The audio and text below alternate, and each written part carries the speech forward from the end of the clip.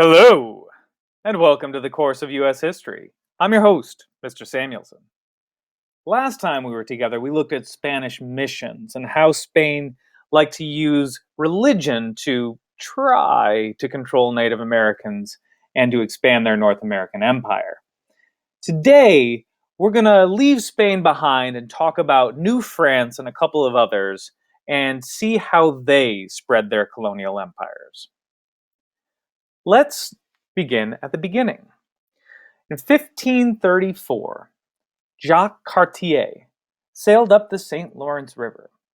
See, what he was seeking was the Northwest Passage. The Northwest Passage was this belief that you could sail through or around North America and reach Asia by doing so. Yes, he tried to find Asia by sailing through Canada. Not a lot of success there. He fails, and France for a long time loses interest in North America. They were not interested in anything other than finding Asia. So Cartier, bit of a failure. Sorry about that, buddy. Except that years later, a man by the name of Samuel de Champlain is going to read his reports and read about the fur that he comes upon when he's studying this area.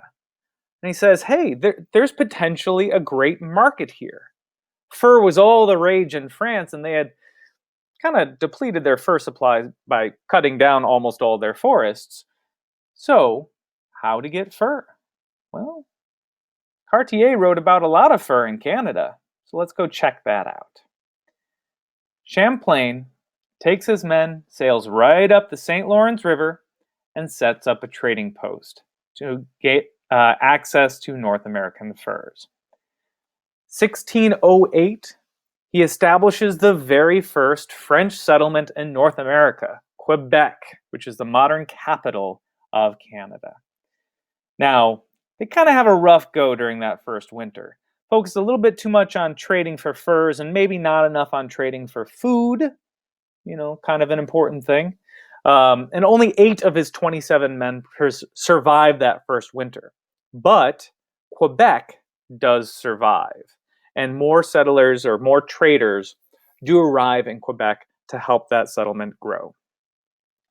Now, Champlain's fur trade relies heavily on cooperation with Native Americans. So they're going to have a very different approach to Native American relations than the Spanish. European goods are traded to natives for valuable animal furs. The French are not particularly concerned with trying to convert Native Americans to Christianity. It does happen in some places, but it's not this forced military conversion, and there's definitely no French enslavement of Native Americans going on during the colonial era. Instead, it focused really largely on trade. Now, the success of this model helps the French spread the fur trade even further. So Quebec eventually becomes very successful, very wealthy, prosperous, and it spreads.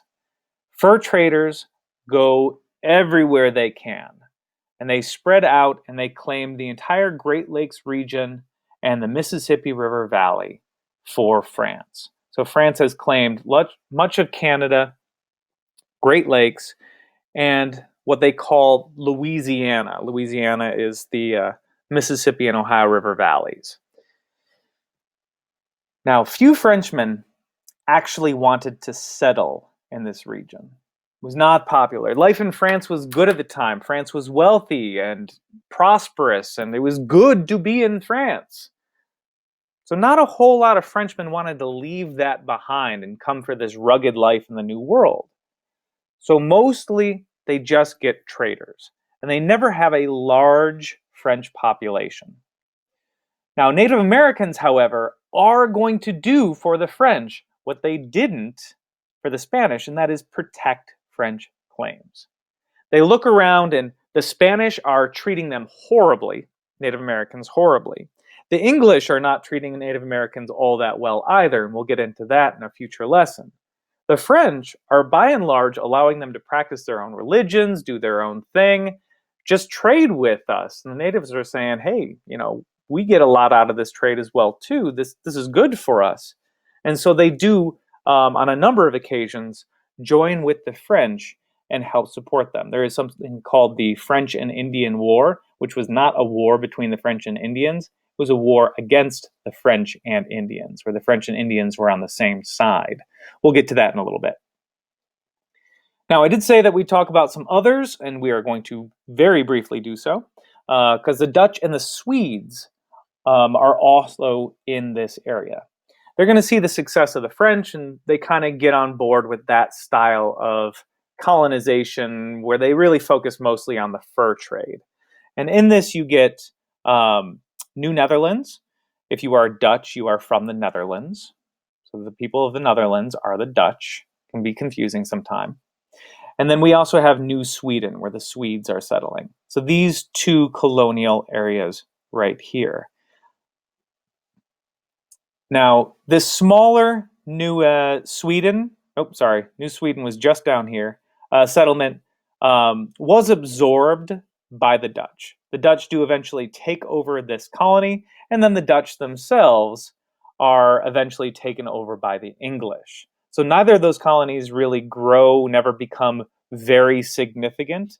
They are instead incorporated by the English and become a part of the English colonial system, which we will spend tons and tons of time on very shortly. But that's it for today. The next time we will be into a new unit. We're moving beyond our pre-colonial lessons and moving into our colonial lessons. So I'm looking forward to that. We're going to be talking a lot about the English and all that American history that you've probably heard a little bit about already. So looking forward to that. I will see you next time. Thank you for joining me today for the course of U.S. history, and farewell.